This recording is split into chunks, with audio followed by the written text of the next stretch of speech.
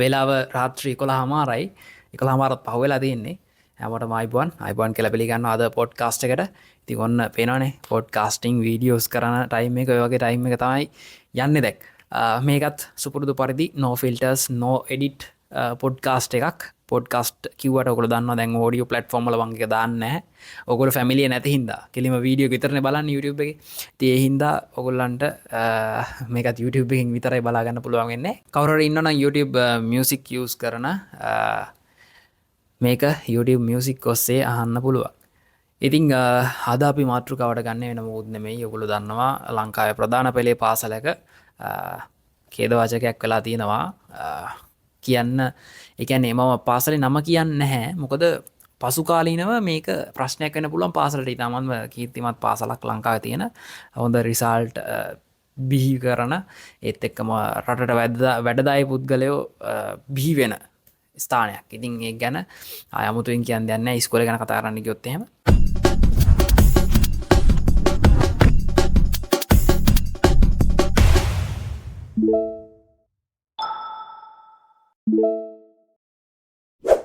පාසලේ නම මෙන්ෂන් කරන්නේ නැහැ. ඔයගොල්ලෝ දන්නවා දැන් මම කතා කරන්න යන්නේ මොකද්ද කියලා මේ මාතෘකාව කියපු ගමන්ම ඒකට හේතුව මේකට දැන් ලංකාව ඇතුලේ සමාජ අපසරිය සහ මේ කතා බහ වෙන දේවල් දැක්කම Facebook එකට ගියත් මේක දේවල් තමයි පොප් අප් වෙන්නේ. මාත් බැලුවා. බොරු කියන්න දෙයක් නැහැ නේ. හැමෝම ලංකාවේ දැන් මේ වෙද්දි මේක ගැන හොයලා බලලා දන්නවා. හැමෝටම අදහස් තියෙනවා. සමහරු අදහස් ඔන්ලයින් සෝෂල් මීඩියා එකම ෂෙයා කරගන්නවා. ඉතින් මගේ තෝට්ස් මේ විදිහට මගේ පොඩ්කාස්ට් එකකින් මට කියන්න හිතුණා. මොකද ඇත්තරම හොඳ නැහැ මේ ෂෙයා වෙන දේවල් සහ මිනිස්සු ෂෙයා කරගන්න දේවල් එක්ක දැක්කම අදහස් තමන්ගේ දාන Facebook එකේ ඒවා කියවද්දී මට තේරෙන විදිහට තාමත් අර අපි දැකපු ක්ලීන් ශ්‍රී ලංකා කියලා පටන් ගත්ත පොඩ්කාස්ට් සීරීස් එකේ අපරාධේ මගින් නවත්තර කරේ මේක හදන්න බෑ කියලා මේ හිතුණට මෙච්චර වර්ස්ට් වෙන්න ඕනේ නැහැ මිනිස්සු කියන දේ මට හිතිලා තමයි මේ පොඩ්කාස්ට් එක මම දාන්නේ.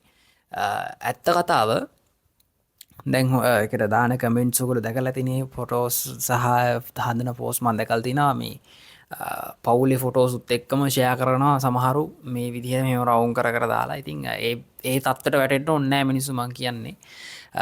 ඒකට හේතුව මම දැක්කා අද Facebook එකේ තුමිදු දොඩන්තැන්න මම ෆලෝ කරන කෙනෙක් ඇන්ඩ් ඔයගොල්ලෝ හැමෝම දන්නවා කූඹියෝ එකේ ජහන් රංගපාන එක්කෙනා දාලා තිබුණා පෝස්ට් එකක් ඇක්සිඩන්ට් එකක් වෙලා දෙනවා කියන්නේ හදිසි අනතුරක් වෙලා තියෙනවා මේ හදිසි අනතුරේ ලේ හැමතැන වැතිරලා තියෙනවා විහිදිලා තියෙනවා ඒ ලේ වල කුණු සුවඳ හොයාගෙන යන්න එපා කියන එක මේක හැමෝම අපි එක්ස්තු වෙලා ගොඩ යන්න ඕන තැනක් වගේ එකක් තමයි අදහස් වෙන්න දාලා තිබ්බේ. ඒ කියන්නේ ඇක්සිඩන්ට් එකක් වුණාට පස්සේ අපි ඒකේ ලේ සුවඳ හොයලා හරියන්නේ නැහැ නේ. මිනිස්සුන්ට උදව් කරලා අපි හොස්පිටල් එකට දාලා ඒක සනීප කරගන්න තමයි ફોකස් කරන්න ඕනේ. එච්චර දෙයක් දාලා තිබුණා ඉන් ඩීටේල් මට ඒක දැක්ක ගමන් ටග් ගාලා ක්ලික් වෙලා අර වෙන්න ඕනේ පැජස් ටික අර ලින්ක් වෙලා ටග් ගාලා ඒ ෆික්සස් ටික ඔලුවට ආවා. ඉතින් මම හිතුණා යකෝ මෙහෙම හිතන මිනිස්සුත් තාම ඉන්නවා මේ ඒ අතරේ. ඉතින් ඒ හින්දා ඇයි මගේ තෝට්ස් මං ඔන්ලයින් කියන්නේ නැත්තේ කියලා. ඉතින් ඒ හින්දා තමයි ඔන්න ආයෙත් පොඩ්කාස්ට් එක කියන්න කියලා මං කියනවා. ඇත්තරම කිව්වොත් අපි හැමතැනම කතා වෙනවා ලංකාව මේවයි මිනිස්සු මේවයි මම ඔයගොල්ලන්ට කලිනුත් කියලා දෙනවා ට්‍රේන් එකේ යද්දි මිනිස්සු ගොඩක් දේවල් කතා වෙනවා ලංකාව හදන්න හැමෝටම අදහසක් තියෙනවා හැමෝටම අයිඩියා එකක් තියෙනවා මේක මේ විදිහට වෙන්න ඕනේ මිනිස්සු හැදෙන්න ඕනේ සහ දේශපාලකව තමයි රට කෑගගා කිව්වට තාමත් මිනිස්සු හැදිලා නැහැ කියන එක මම ආයෙත් පුණා කියනවා මං කියන්නේ අර ට්‍රේන් එක නවත්තන්නත් කලින් පොර කාලා නගින මිනිස්සුම තමයි රට හදන්න කතා කරන්නේ ට්‍රේන් එකට නැග්ගට පස්සේ රයිට් ඉතින් ඒක හින්දා ඒ වගේ මිනිස්සු ඉන්න රටක මේ වගේ අවුට්පුට් එකක් අපි කියන්නේ මේ වගේ අවුට්පුට් එකක් ආවේ නැති වුණොත් තමයි අපි පුදුම වෙන්න ඕනේ. ඉතින් මම හිතනවා අපි තාමත් ඒ තැනට දියුණු වෙලා නැහැ කියලා තාමත් පුරවැසියෝ නැහැ කියලා තාම හිතනවා ලංකාවේ. ඉන්නව නැත්තේ නැහැ. බොහොම සුළු පිරිසක් ඉන්නේ. මම කියන්න ඕනේ ඔයා ඉන්න ඕනේ මේ වගේ අවස්ථාවකද මේකයි කියලා. ඔයා ඉන්න වයසත් එක්ක ඔයාගේ තියෙන පරිණතභාවයත් එක්ක ඔයාට තියෙන දැනුමත් එක්ක අපේ මිනිස්සු සාක්ෂරතාවෙන් ඉහළම ඉන්න රටක්නේ ලංකාව කියන්නේ ලංකාව මිනිස්සු. ඉතින් ඒ හින්දා ඔයාට ඒ දේ හිතලා තේරුම් ගන්න පුළුවන් වෙන්න ඔයාගේ ආකල්ප තමයි සංවර්ධනය වෙලා නැත්තේ. ඒ හින්දා මං කියන්නේ මේ ඔයා ඒ ගොඩේ ඉන්නවා නම් ඔයා ෂෙයා කරපු දේවල් ඔයාගේ මනසේ මොන වගේ දේවල් තියෙනවද කියලා මට මේ කැමරාව අස්සෙන් ඔයාගේ කියවන්න බෑනේ මනස. ඔන්න මාත් එක්ක හම්බෙලා දවස් කීපයක් කතා කරොත් එහෙම මට කියන්න පුළුවන් මොන වගේද කියලා. ඉතින් ඒ තරමට තාම තාක්ෂණ දියුණු වෙලා නැති වපසරියක මම ඔයගලන්ට කියන්නේ ඒ තැනට වැටෙන්න එපා. අපි හිතනවා නම් කවදා හරි සමාජයේ මේ තැන තමයි ඉන්න ඕනේ කියලා ඉස්සරහට එන සමාජ බාර ගන්න ඉන්න හරි අවුරුදු 18න් පස්සේ ඉස්කෝලෙන් අවුට් වුණාට පස්සේ ඔය මිනිස්සු තමයි ලංකාවේ අනාගතේ. අපි හිතනවා නම් දැන් මේ සමාජයේ සෑහෙන ලොකු කතිකාවතක් යනවා අධ්‍යාපන ප්‍රතිසංස්කරණ ගැන.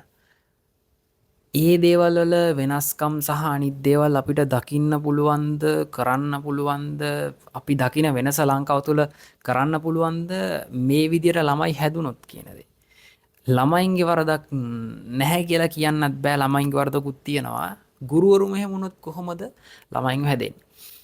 ඉතින් ඒ ප්‍රශ්නේ සම්පූර්ණයෙන්ම දාන්නේ ගුරුවරයාගේ පැත්තට. ඉතින් ගුරුවරු හැදෙන්න ඕනේ ඉස්සෙල්ලා. හරි. ඉතින් මේ තමයි අපේ අනාගතය.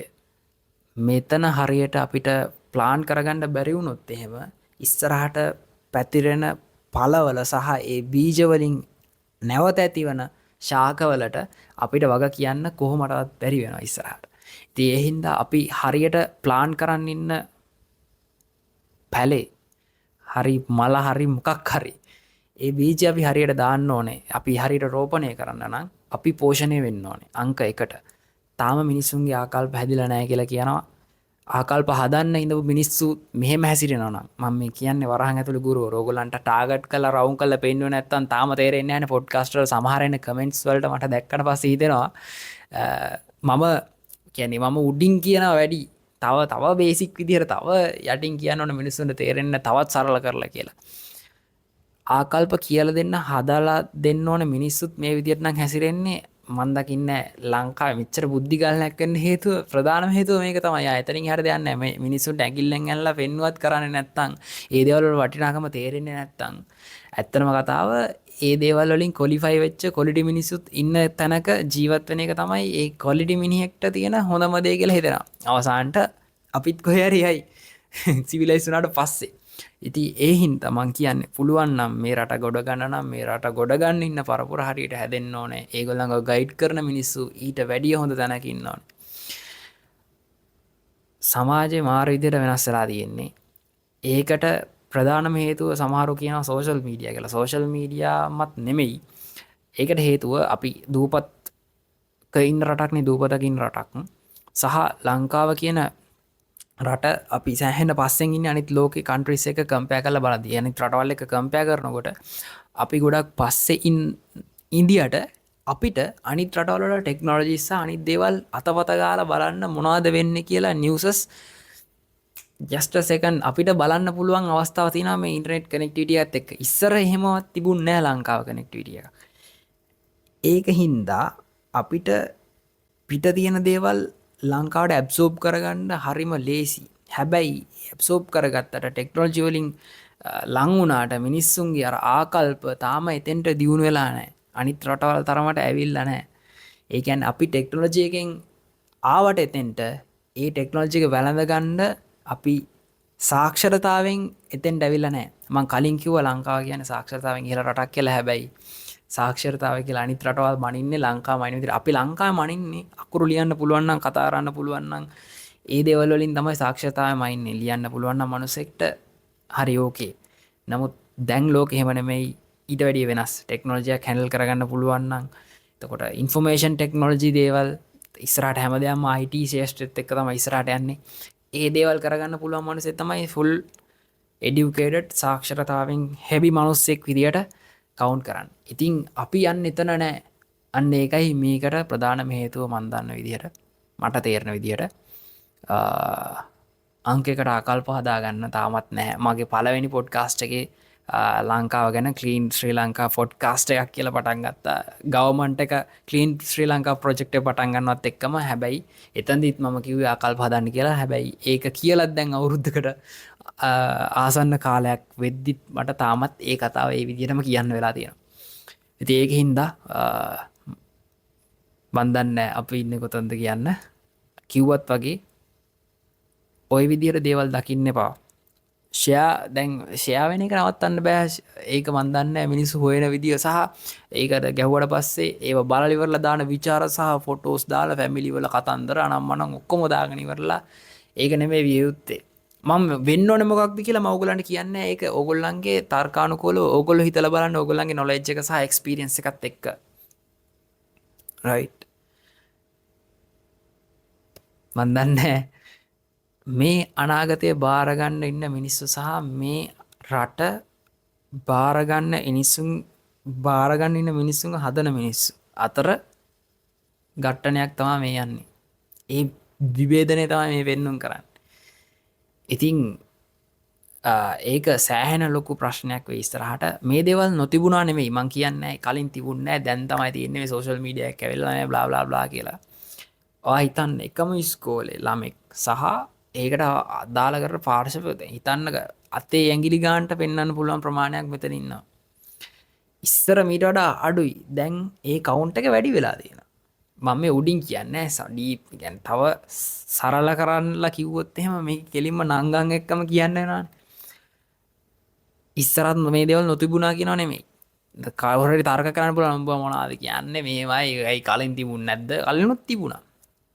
කල්නු තිබ්බ කියලා චින්තන ධර්ම දාසත් පෝස්ටයක් දාල් තිබුණා. මේ දේවල් නොතිබුණා නෙමෙයි. ඒක මේ මිනිසුන්ට කරගෙන යන්න දෙන්න මෙහෙමයි කියලා පොඩ්ඩක් අර ෂේප් කරලා තිබුණා නෑ. ෂේප් කරන්න දෙයක් නෙමෙයි. එහෙම කල්නු තිබුණා නම් කල්නුත් ඒව හදන්න ඕනේ. ඒ කාලේ හැදුවේ නැත්තම් අන්න එතනයි වැරද්ද තියෙන්නේ. අපි හැමෝම සත්තුනේ. ඇඳුම් ඇඳන් ඉන්න සත්තු ඇත්ත කතාව. ඒ හින්දා ඒ දේවල් කවර් කරගන්න ඕනේ ඇඳුමෙන්ම නෙමෙයි. තව දේවල් තියෙනවා. අන්න එතෙන්ට මේ මයින්ඩ් එක හැදෙන තාක්කල් අපිට එකට ගමනක් නැහැ. අපි දකින ලංකාව අපිට හදන්න බෑ. මම දකින ලංකාව එතන නෑ කවදාක්වත්. මං කිව්වේ ඒක මේක හදන්න බෑ කියලා අන්තිම පොඩ්කාස්ට් එකේ මං කියලා ඇති. මොකද සමස්තය එතන හැදෙන තාක්කල් අධ්‍යාපනයෙන් පිරිපුන් වෙන තාක්කල් මිනිස්සුන්ට මේකේ අනිත් ලෝකේ රටවල් එක්ක තරඟ කරනවා කියලා හිතන්නවත් බෑ. මේ මිනිස්සු දක්ෂයි මාර නොලෙජබල් පට්ට වැඩ්ඩෝ ඉන්නේ. හැබැයි සමස්තය එතෙන්ට එන්න තාක්කල් අර කැපිලා පෙනෙන මිනිස්සුන් අර වැඩකාරයෝ ටිකට උඩට එන්න බැරි වෙනවා රටක් විදියට. රට ගොඩ අරගෙන ලෝකේ ලොකු රටක් විදියට ඔලු උස්ස ගන්න බැරි වෙනවා. ඒ හින්දා Taman තාම ඉන්නේ එතන නම් Taman හැදෙන්න. අද හැදෙනවා කියලා අද පටන් ගන්න. ඔයාගේ යාළුවා එහෙම නැත්තම් මේ වීඩියෝ එක මේ පොඩ්කාස්ට් එක යාට ෂෙයා කරලා උඹ අද ඉඳන් හැදියන් කියලා කියන්න. මම දන්නවා ලංකාවේ මිනිස්සුන්ට ඒක හරි අමාරු වැඩක්. පටන් ගන්න හරි අමාරුයි. දවසක් කරයි දෙකක් කරයි. තුන්වෙනි දවසේදී අමතකයි. දවස් 14ක් ඇද්දි මතකම නැහැ. ඒ හින්දා මේක පිරිත් දානවා වගේ අහලා ඇහුවත් කමක් නැහැ. ඒ හින්දා සේව් කරගන්න මේ වීඩියෝ එක පොඩ්කාස්ට් එක හැමදාම අහන්න. මේක විතරක් නෙමෙයි දකින්න දේවල් කියවන්න. ඒ දේවල්ට අදාළ කරන පොසිටිව් වයිබ්ස් තියෙන දේවල් විතරක් පාවිච්චි කරන්න අහන්න දකින්න බලන්න ලැබේවා කියලා ප්‍රාර්ථනා කරනවා ඔයාට.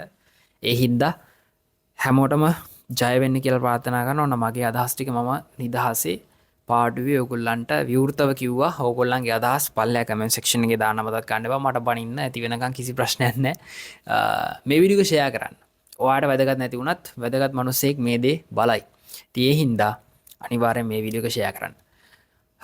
දිගට මේ වගේ පොඩ්කාස්ට් වලට එකතු වෙන්න කැමති කට්ටිය ඉන්නවා නම් subscribe කරලා තියාගන්න. bell icon එක click කරලා තිබ්බොත් Ariasas Diaries YouTube channel එකේ දාන podcast වගේම adventures දේවල් vlogs හැම දෙයක්ම මගේ life එකේ තියෙන හැම දෙයක්ම ඔයාට Ariasat එක connectivity එකේ ඉන්න පුළුවන් වගේ දෙයක් තමයි මේ channel එක subscribe කරන කට්ටියට තියෙන benefit එක.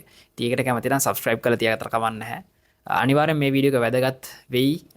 පසු කාලීනව හරි දැනට ඔයාට මට බනින්න හරි නිකන් කේන්ති යනවා වගේ එකක් තේරෙයි. ලයික් එකක් දාලා තියාගෙන මම කියනවා තව අවුරුදු 5කින් මේක අහලා බලන්නකො. මේක YouTube එකේ තියෙනව නැති වෙන්නේ නැහැ. thank you so much. මේ පොඩ්කාස්ට් එකත් එක්ක එකතු වෙච්ච හැමෝටම අදහස් බෙදා ගන්න ආරාධනය කරනවා. පල්ලෙහා කමෙන්ට් සෙක්ෂන් එකට කීලෙන්නම් ඊගා පොඩ්කාස්ට් එකෙන් හෝ ඊගා වෙන වීඩියෝ එකක් ඉක්මනට හම්බෙන්න බලාපොරොත්තු වෙන සමු ගන්න හැමෝටම ආදරෙයි. ජය වෙන්න කියලා ප්‍රාර්ථනා කරනවා. කරන වැඩවලින් හැම දෙයක්ම සාර්ථක වෙන්න කියලා. එහෙනම් ගිහිල්ලා එන්න හැමෝටම.